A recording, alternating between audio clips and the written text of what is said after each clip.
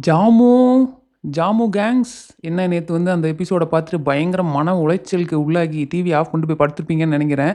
அது என்ன அப்படின்னு தெரியாதவங்களுக்கு மட்டும் சொல்றேன். அது என்ன ஜாமுனா, வெளிய பார்த்தீங்கன்னா, இந்த ஜாக்லின் அண்ட் முத்துக்குமரன வச்சு ஒரு லவ் ட்ராக் அவங்க ஓட்டிக்கிட்டே இருந்தாங்க. நானும் பார்ப்பேன். பயங்கரமா வீடியோஸ்லாம் வரும். என்னடா அந்த மாரி நமக்கு எதுவும் தோணவே இல்லையே! இவங்க என்னடா இப்படி ஓட்டிக்கிருக்காங்கன்னு நடுவுலலாம் ஒரு வேளை இருக்குமோன்ற அளவுக்கு நம்மளே குழப்பிட்டாய்ங்க. ஸோ நேத்து பார்த்தீங்கன்னா, ஜாக்லின் வீட்ல இருந்து வந்திருப்பாங்க. அவங்களோட அம்மா, ஃப்ரெண்டு அப்புறம் பெஸ்ட் ஃப்ரெண்டு அப்படின்னு சொல்லிட்டு ஒருத்தர் வந்திருப்பாரு. ஸோ அத பார்த்ததுக்கு அப்புறமா எல்லாருக்குமே கிளியர் ஆயிருக்கும்னு நெனைக்கிறேன். இதுக்கப்புறம் அந்த ஜாமு அப்படின்னு சொல்லிட்டு ஒரு வீடியோஸ்லாம் வந்து வரப்போறது கிடையாது. எல்லாம் யோசிச்சுட்டு இருப்பாங்க. ஐய்யயோ! இப்ப அடுத்து நான் என்னடா பண்ணுவேன்? அப்படின்ற மாரி குழம்பி போயிருப்பாங்க அப்படின்னு நெனைக்கிறேன். நெக்ஸ்ட் பார்த்தீங்கன்னா, எனக்கு ஒரே ஒரு கேள்வி தாங்க நேத்து ஃபுல்லா பார்த்ததுல. இந்த சௌந்தர்யா இருக்காங்க தெரியுமா?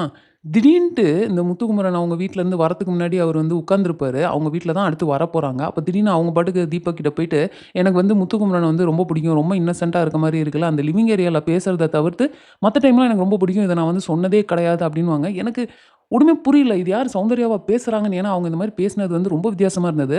அதையும் தாண்டி பார்த்தீங்கன்னா, அவங்க ஃபேமிலில எல்லாரும் வந்ததுக்கு அப்புறமாவும், எல்லாரும் பேசிட்டு இருக்கப்போ, நடுவுல வந்து சௌந்தர்யா எந்திரிச்சு, "எனக்கு ஒரு விஷயம் சொல்லணும். நான் இங்க இருந்து போறதுக்கு முன்னாடி இத சொல்லணும்" அப்படின்னு நெனச்சேன். ஆனா, நான் இப்ப நீங்க இருக்கிறப்போ உங்க முன்னாடியே சொல்லிர்றேன் அப்படின்னு சொல்லிட்டு எந்திரிச்சு நின்னுட்டு, முத்துக்குமரன் வந்து எனக்கு ரொம்ப புடிச்ச ஃபேவரைட் பிளேயர் அப்படின்லாம் நெறைய விஷயங்கள் சொல்லியிருப்பாங்க. எனக்கு ரொம்ப ஷாக் ஆயிருச்சு. எனக்கு புரியவே இல்ல. எப்படி திடீர்னு அவங்க ஃபேவரைட் பிளேயர் ஆனாங்க அப்படின்ற மாரி. ஏன்னா, அந்த கேக் பீஸ் குடுக்குறப்போ கூட, ரயானுக்கு வந்து குடுப்பாங்க. அப்பவும் ஃபேவரைட் பிளேயர்ன்னு விஷால் தான் சொல்லியிருப்பாங்க. எங்கேயுமே அவங்க முத்துக்குமரன பத்தி பேசினது கிடையாது இந்த மாதிரி. இப்ப எப்படி திடீர்னு ஒண்ணு உருவாச்சு அப்படின்றது எனக்கு மிகப்பெரிய கேள்வியா இருக்கு. உங்களுக்கு யாருக்காவது அதுக்கு பதில் இருந்தா கொஞ்சம் கமெண்ட்ல போடுங்க. அண்ட் அதே மாரி தாங்க நம்ம அருண் எப்போ வந்து 2 பேரும் அண்ணன், தம்பி அப்படின்னு தெரிஞ்சிருச்சோ, அப்பயிலேருந்து அவரு எனக்கு முத்துக்குமரன்னாலே ரொம்ப பிடிக்கும், ரொம்ப பிடிக்கும்னு என்னடா அப்படி அடிச்சுக்கிட்டு இருந்தீங்க? அதுவும் ஒரு வாரம்லாம் பார்த்தீங்கன்னா, அருண், முத்து அப்படின்னாலே வந்து அப்படி கடுப்பாயி 1 வாரம் இல்லைங்க, பல வாரங்கள் வந்து இப்படி தான் போய்க்கிட்டு இருந்தது அருண் வெர்சஸ் முத்துன்னு.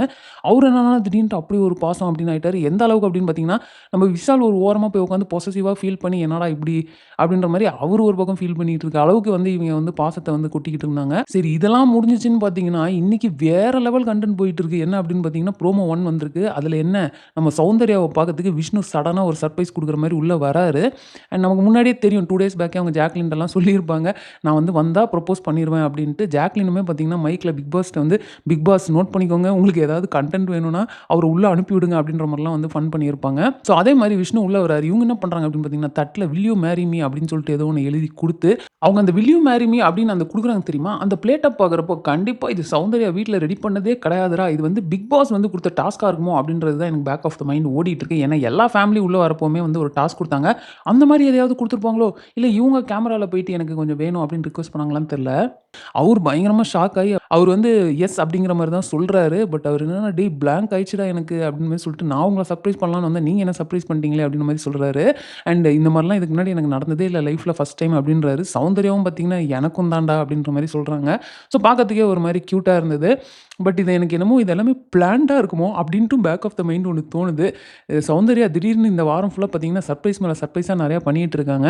ஸோ பார்ப்போம் என்னலாம் நடக்குது அப்படின்ட்டு. அடுத்து பார்த்தீங்கன்னா, அர்ச்சனா அவங்க வருவாங்க அப்படின்ற ஒரு எதிர்பார்ப்பும் இருக்கு. மிஸ் பண்ணாம நம்ம லைவ பார்ப்போம். லைவ்ல இருக்கிற எல்லாமே வந்து 1 ஹவர் எபிசோட்ல வரது கிடையாது. இந்த வீட்லருந்து வந்துட்டு போனதுக்கு அப்புறங்க எல்லாருமே பார்த்தீங்கன்னா, ஓரளவுக்கு கிளாரிட்டியோட செம எனர்ஜியா பூஸ்ட் அப் ஆயி வந்து இருக்கிறாங்க. அதுவும் முத்துக்குமரன் ஃபேமிலிலாம் பார்க்குறப்போ நமக்கே ஒரு எனர்ஜி பூஸ்ட்டு அப்படியே ஒரு இன்ஸ்பிரேஷனா இருந்துச்சு. ஆனா, அந்த மொத்த கூட்டத்திலயும் ஒரே ஒரு ஆள் மட்டுங்க குழம்பி போய் கிடக்காரு. அது யார் அப்படின்னு பார்த்தீங்கன்னா, நம்ம ரயான் தாங்க. பார்க்கவே பாவமா இருக்கு. அந்த மனுஷன் வந்து நல்லா அனலைஸ் பண்ணுவாரு, நல்லா யோசிப்பாருன்னு சொல்லிட்டு, அந்த மனுஷன போட்டு இன்னைக்கு அவங்க வீட்லருந்து வந்து சொன்ன ஒரு விஷயத்த வச்சு அவர் கொலாப்ஸ் ஆயி, இப்படி இருக்குமோ, அப்படி இருக்குமோ, இதனால சொல்லியிருப்பாங்களா, அதனால சொல்லியிருப்பாங்களோன்னு, அவர்கிட்ட இருந்த அந்த எக்ஸைட்மென்ட், அந்த துருதுருன்னு இருக்கிறது, சிரிக்கிறதுன்னு எதுவுமே இல்ல. எல்லாத்தையும் யார பார்த்தாலும், ஒருவேளை இதனால சொல்லியிருப்பாங்களோன்னு இதே தான் அவர் மைண்ட்ல ஓடிட்டு இருக்குன்னு நெனைக்கிறேன். அவர் அத விட்டு வெளிய வந்து திரும்ப கேம்ல கான்சன்ட்ரேட் பண்ணணும் அப்படின்னு நான் நெனைக்கிறேன். ஸோ பார்ப்போம் நம்ம வந்து அடுத்து ப்ரோமோ 2க்கு வெயிட் பண்ணுவோம். இன்னும் என்னென்னலாம் காத்துக்கிட்டு இருக்கு அப்படின்றத வெயிட் பண்ணி பார்ப்போம். இந்த வீடியோ உங்களுக்கு பிடிச்சிருந்தா லைக் பண்ணுங்க. உங்க ஃப்ரெண்ட்ஸ் எல்லார்ட்டயுமே ஷேர் பண்ணுங்க. மறக்காம சேனல சப்ஸ்கிரைப் பண்ணி என்ன சப்போர்ட் பண்ணுங்க. நெக்ஸ்ட் வீடியோல உங்கள மீட் பண்றேன். தேங்க்ஸ் ஃபார் வாட்சிங். Bye by.